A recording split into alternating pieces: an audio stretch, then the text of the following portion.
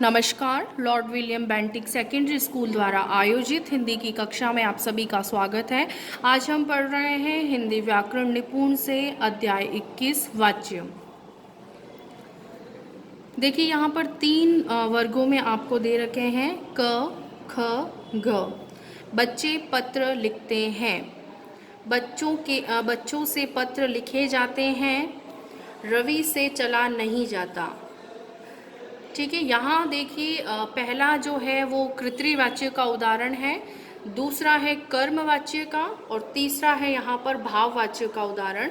ठीक है, जिसमें नकारात्मक चीज़ें आती हैं, भाव दर्शाया जाता है लेकिन हम इसे अनुभव करते हैं। रोगी दवाई पीता है, ये सिंपल है, यहाँ कर्ता के द्वारा कार्य किया जा रहा है। ठीक है, लेकिन यहाँ पर कर्म नहीं है, इसका ध्यान रखेंगे। ठीक है, अब देखिए रोगी से दवाई पी जा रही है, तो यहाँ पर क्रिया के संबंध में हो रही है बात, लेकिन किसी के द्वारा, से या के द्वारा शब्द इसके अंदर आते हैं। रोगी से सोया नहीं जाता, यहाँ नकारात्मक है। सविता खाना बनाती है, ये सिंपल है इसलिए कृत्रि है। सविता से खाना बनाया जाता है, तो से या के द्वारा जिसमें भी आए वो कर्मवाच्य होंगे। सिंपल जो होगा वो कृत्रिवाच्य, जिसके द्वारा जैसे ने, कर्ता ने, तो यहाँ पर ये होगा। और से के द्वारा के साथ यदि नकारात्मक चीज़ें आती हैं तो वो भाववाच्य होगा। इसका विशेष रूप से ध्यान रखेंगे। ये सभी क्लियरिफिकेशन हम आगे पढ़ेंगे पाठ में। क वर्ग के वाक्यों में प्रयुक्त क्रियाएं लिखते हैं। पीता है, बनाती है। वाक्यों के कर्ता क्रमशः बच्चे, रोगी और सविता के लिंग वचन के अनुसार आई है। खंड जो ख वर्ग के वाक्यों में प्रयुक्त क्रियाएं जो हैं लिखे जाते हैं, पी जा रही हैं और बनाया जाता है। वाक्यों के कर्म क्रमशः पत्र, दवाई और खाना के लिंग वचन के अनुसार आई है। ग वर्ग के वाक्यों में प्रयुक्त क्रियाएं चला नहीं जाता, सोया नहीं जाता और बैठा नहीं जाता वाक्य के कर्ता के लिंग वचन के अनुसार नहीं आई है। इन वाक्यों में कर्म का प्रयोग नहीं हुआ है। उपयुक्त उदाहरणों से यह स्पष्ट है कि क वर्ग के वाक्यों में क्रिया के विधान का विषय व्यापार का विषय कर्ता है और ख वर्ग के वाक्यों में क्रिया के विधान का विषय कर्म है तथा ग वर्ग के वाक्यों में क्रिया के विधान का विषय भाव है। क्रिया के जिस रूप से यह ज्ञात हो कि वाक्य में क्रिया द्वारा किए गए व्यापार का विषय कर्ता, कर्म और भाव में से कौन है उसे वाच्य कहते हैं। इसको डबल टिक करेंगे, डार्क अंडरलाइन करेंगे और इसे अपनी नोटबुक में लिखेंगे और याद करेंगे। अब देखिए वाच्य के भेद, इसके मुख्य रूप से देखा जाए तो 3 भेद होते हैं, कृत्रिवाच्य, कर्मवाच्य और भाववाच्य। पहला हम पढ़ते हैं कृत्रिवाच्य। मैं व्यायाम करता हूँ। मेघा फूल तोड़ रही है। लड़की दौड़ रही है। नानी ने कहानी सुनाई। उपयुक्त वाक्यों में आए क्रियापद करता हूँ, तोड़ रही है, दौड़ रही है तथा सुनाई कर्ता के लिंग वचन और वचन के अनुसार प्रयोग किए गए हैं। प्रारंभ के 3 वाक्यों में विभक्ति चिन्ह का प्रयोग नहीं किया गया है। ये क्रियाएं अकर्मक और सकर्मक दोनों प्रकार की है, अतः ये कृत्रिवाच्य है। उपयुक्त चौथे वाक्य में कर्ता कारक का विभक्ति चिन्ह ने प्रयोग किया गया है। इस वाक्य में क्रिया कर्म कहानी के वचन के अनुसार है और लेकिन वाक्य में प्रधानता कर्ता की ही है, अतः विभक्ति चिन्ह के साथ कारक वाले वाक्य भी कृत्रिवाच्य कहलाते हैं। ठीक है, इसकी डेफिनेशन आप इसको डबल टिक करेंगे, इसको अंडरलाइन करेंगे, नोटबुक में लिखेंगे और इसे याद करेंगे।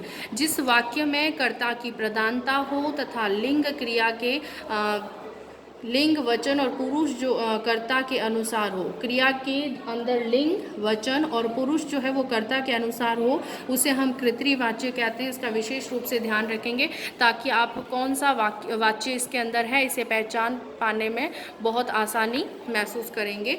कर्मवाच्य। कर्मवाच्य महेश से गीत गाया जाता है। लता से पुस्तक पढ़ी जा रही है। अध्यापक द्वारा पाठ पढ़ाया जा रहा है। दादी से कहानी सुनाई गई। उपयुक्त वाक्यों में आए क्रियापद गाया गया है, पढ़ी जा रही है, पढ़ाया जा रहा है तथा सुनाई गई वाक्यों में आए कर्म क्रमशः गीत, पुस्तक, पाठ तथा कहानी के लिंग वचन के अनुसार प्रयोग किए गए हैं। ध्यान रहे कर्मवाच्य की क्रिया सदैव सकर्मक होती है। कर्ता के साथ से या के द्वारा चिन्ह का प्रयोग किया जाता है। मैंने आपको पाठ के शुरुआती अंश में बताया था। और इसकी मुख्य क्रिया सदैव भूतकाल की होती है, इसका विशेष ध्यान रखेंगे। जैसे गाया, पढ़ी, पढ़ाया, सुनाई, ये सभी भूतकाल की क्रिया के रूप में है।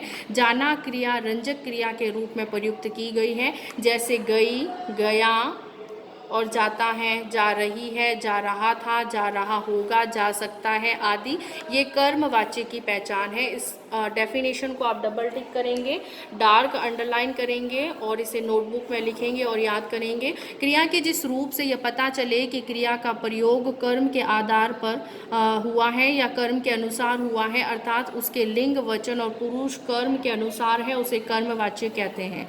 भाववाच्य की बात की जाए तो भाव का अर्थ है क्रिया का भाव, अर्थात जहाँ क्रिया का भाव प्रदान हो वहाँ भाववाच्य होता है। उससे हंसा नहीं जाता, राम से चला नहीं जाता, बालक से उठा नहीं जाता, रोगी से सोया नहीं जाता।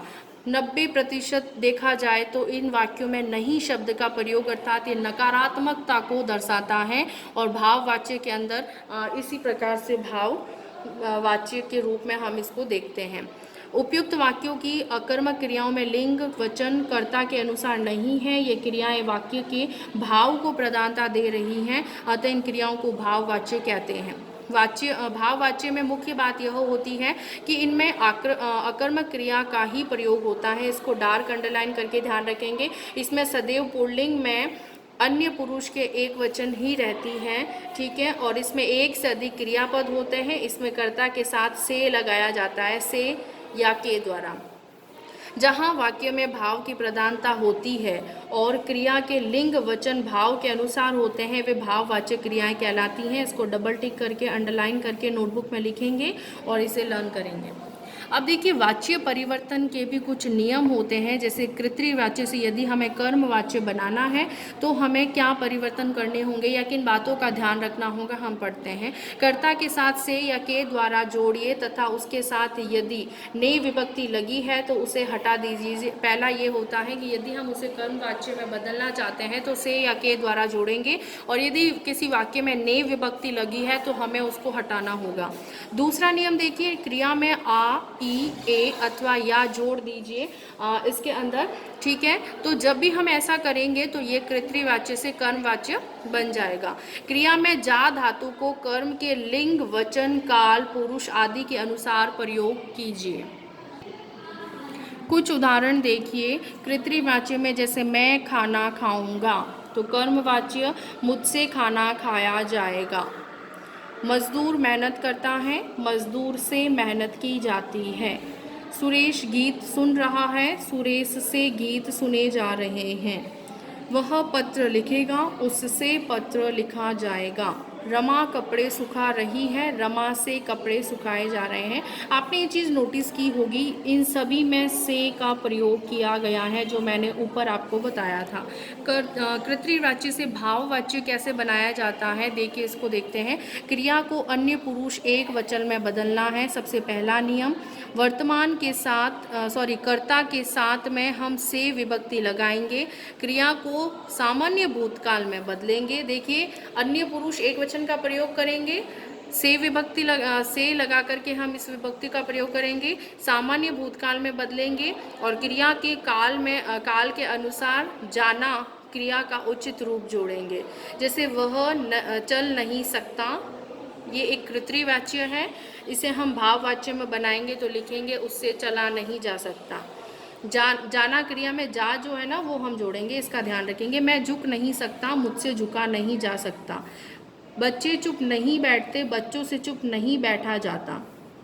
करण लिख नहीं सकता, करण से लिखा नहीं जाता। मानव सो रहा है, मानव से सोया जा रहा है, ठीक है। सरला रो रही है, सरला से रोया जा रहा है। अब आपके जहन में एक प्रश्न होगा कि अभी मैम ने बोला कि नकारात्मक होगा, लेकिन इन दोनों में तो नकारात्मक नहीं है।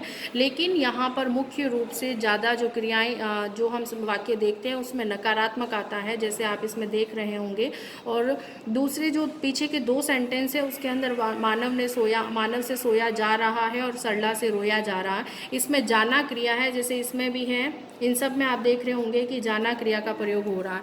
ध्यान रखने योग्य बातें हम बात करते हैं, केवल उन्हीं वाक्यों का भाववाच्य बनाया जा सकता है जिसमें अकर्मक क्रियाओं का प्रयोग होगा, और जिन वाक्यों में सकर्मक क्रियाओं का प्रयोग हुआ है उनसे केवल कर्मवाच्य ही बनाए जाते हैं। इसको डबल टिक करके मोस्ट इम्पोर्टेंट लिखेंगे, ठीक है, और आप इसे याद करेंगे, और विशेष रूप से हम जब इसका परिवर्तन करेंगे तो इसका ध्यान रखेंगे। हमने सीखा में कुछ बिंदु आपको दे रखे हैं जिसमें क्रिया के जिस रूप से ये ज्ञात हो कि वाक्य में क्रिया द्वारा किए गए व्यापार का विषय कर्ता कर्म अथवा भाव है, उसे वाच्य कहते हैं। वाच्य के निम्नलिखित 3 भेद है: कर्तृवाच्य, कर्मवाच्य, भाववाच्य। ओके स्टूडेंट्स, ये हमने सीखा कि जो 2 बिंदु हैं आप इसे होमवर्क में करेंगे और इसे याद करेंगे। धन्यवाद।